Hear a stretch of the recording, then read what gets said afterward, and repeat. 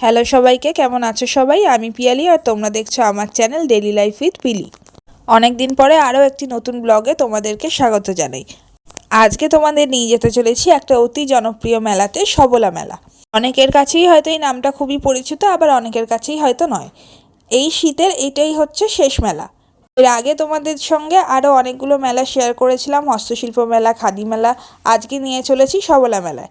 এর জন্য শ্যামবাজার থেকে বাসে করে চলে এলাম নিউ টাউন মেলা প্রাঙ্গণে, যেটা বিশ্ব বাংলা গেটের কাছে। বিশ্ব বাংলা গেট থেকে ওই ধরো 2-1 মিনিটের হাঁটা রাস্তা। যদিও আমি যখন মেলায় এলাম, মেলা প্রায় শেষের দিকে, আর হাতে মাত্র কয়েকটা দিন বাকি। তাও এইসব মেলা কি মিস করা যায়? শীতের শেষ মেলা বলে কথা।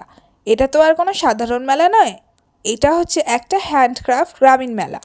গ্রাম বাংলার গন্ধ, শিল্প আর মানুষের গল্প নিয়ে ভরা। মেলায় ঢুকেই চোখে পড়লো এই স্টলটা। এখানে বিক্রি হচ্ছিল হাতের তৈরি বহু জিনিস, যেমন কিছু হাতের তৈরি সাইকেল, চাবির রিং, ঘড়ি। এত সুন্দর দেখতে লাগছিল, কি বলবো। এই সাইকেলটাই দেখো না, পুরোটা হ্যান্ডমেড, কি সুন্দর না? আর এই ঘড়িগুলো দেখেছো? এগুলো সব কিন্তু চাবির রিং। এছাড়াও এই স্টলের আরও চারিদিকে ছিল নানান ধরনের গয়না, হাতের তৈরি ক্লের গয়না, জামা কাপড়, আরও বহু কিছু। সব কিছুই খুবই সিম্পল, কিন্তু একদম মন ছুঁয়ে যাওয়ার মতো। ঢুকেই আর একটা জিনিস দেখে মনটা একবারে ভরে গেল। গাছ দিয়ে এত সুন্দর ডেকোরেশন করেছিল যে কি বলবো। এই মেলায় সবচেয়ে বড় ব্যাপার হলো পশ্চিমবঙ্গের বিভিন্ন জেলা থেকে লোকজন আসে এখানে। কেউ বাঁকুড়া থেকে, কেউ পুরুলিয়া থেকে, কেউ বর্ধমান থেকে, আবার কেউ মেদিনীপুর থেকে। প্রত্যেকটা স্টলে আছে আলাদা আলাদা স্টাইল, আলাদা আলাদা শিল্পকলা। এই যেমন এই স্টলটা ঝাড়গ্রামের। এখানে বিক্রি হচ্ছিল রেজেনের তৈরি গয়না। এর আগেও বহু মেলায় রেজেনের তৈরি গয়না দেখেছি, কিন্তু এইখানে প্রথম দেখলাম কি করে সেই গয়নাগুলো তৈরি করা হয়। এখান থেকে পছন্দ করে একটা কানের দুলও নিয়েছি। এই মেলার বিভিন্ন স্টলের জামা কাপড়গুলোও কিন্তু দারুণ ছিল, একদম কমফোর্টেবল, আর্থি কালার, আর ডেলি ওয়্যারের জন্য একদম পারফেক্ট। আমরা তখন একটা স্টল ঘুরে কিছু শাড়ির কালেকশন দেখছিলাম। এই যেমন এই শাড়িটা ছিল লিলেন বাটিকের ওপরে। এত সুন্দর দেখতে লাগছিল, এই শাড়িগুলো ভীষণই কমফোর্টেবল। আর মেলা মানেই তো গয়নার সম্ভার, বিভিন্ন জায়গায় বিভিন্ন ধরনের হ্যান্ডক্রাফট জুয়েলারি। এইগুলোর কালেকশন ঘরে থাকলে শাড়ির সাথে যে কোনো কিছুতে মানায়। মানে শাড়ির কালেকশন দেখলাম প্রচুর। এই যেমন একটা শাড়ি দেখো, এই শাড়িটাই পুরোটাতে সমুদ্রের তলায় বা অ্যাকোরিয়ামের নানান ধরনের মাছ দিয়ে আঁকা। এটা কিন্তু পুরো সিল্কের ওপর আর হাতে করা। খুব সুন্দর, তাই না? এটার দাম মোটামুটি ওই 5-6 হাজার টাকা মতো বলছিল।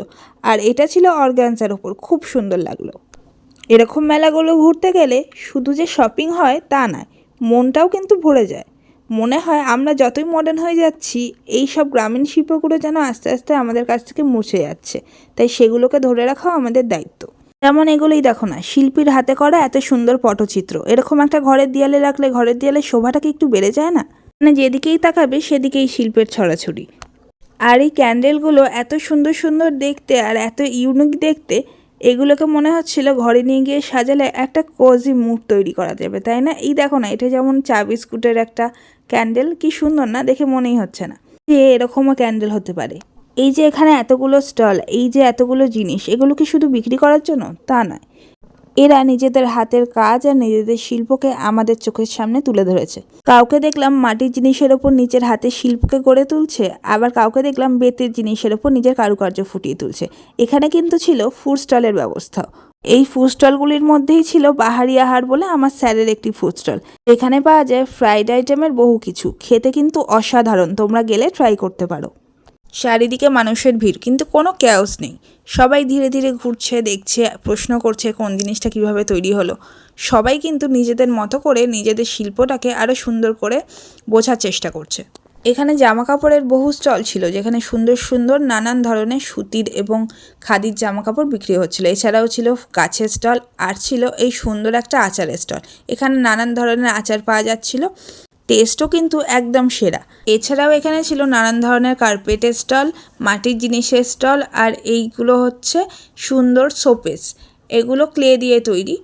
বেশ কিছু সুন্দর সুন্দর ক্লে মডেল, ল্যাম্পশেড, এছাড়াও ওয়াটারফল। এগুলো কিন্তু ঘরে সাজিয়ে রাখলে ঘরের ঐতিহ্যটা একদম বাড়িয়ে তোলে। এছাড়াও নানান ধরনের কাপড়, আর সেই কাপড়ের ওপরে হাতে আঁকা নানান ডিজাইন তো ছিলই। এরম একটা হাতে আঁকা শাড়ি নিজের কালেকশনে থাকলে আর কি চাই।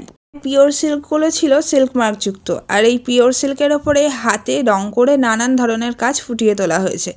এই যেমন এই শাড়িটাই দেখো, এটার দাম বলেছিল 5,000 টাকা। পুরো শাড়িটাই কিন্তু হাতের কাজ, রং তুলির ছোঁয়া। শাড়িটার দামটা শুনে একটু বেশি মনে হলেও শাড়িটা কিন্তু অসাধারণ। এত সুন্দর করে শিল্পীর হাতের কাজ আর অন্য কোথাও পাবে না। এছাড়াও নানান ধরনের ফটো ফ্রেম, সেগুলোর মধ্যেও হাতে কাজ করা। এছাড়াও ছিল কিছু সাদা শার্ট, টি শার্টের ওপর সম্পূর্ণ ব্লক প্রিন্ট। এগুলোর দাম ছিল ওই 600 টাকা 700 টাকা করে টি শার্টগুলো, আর জামাগুলো 800 টাকা করে। এছাড়াও বাটিকের অনেক কালেকশন দেখলাম। ওভারঅল সবলা মেলা আমার কাছে একটা খুব সুন্দর এক্সপিরিয়েন্স ছিল। যদি তোমরাও কখনো এরকম কোনো চান্স পাও, একবার একটা হ্যান্ডক্রাফট মেলা ঘুরে এসো, মিস করো না কিন্তু। শপিংয়ের সাথে সাথে আমাদের বাংলার শিল্পকেও সাপোর্ট করা কিন্তু খুব দরকার। ভিডিওটা যদি ভালো লাগে তাহলে লাইক, শেয়ার আর কমেন্ট করতে ভুলো না। তোমরা যদি এরকম মেলা আগে ঘুরে থাকো তাহলে নিচে কমেন্ট করে আমাকে জানিও। তাহলে আজকের মতো এইটুকুই, দেখা হবে আবার নেক্সট কোনো ব্লগে।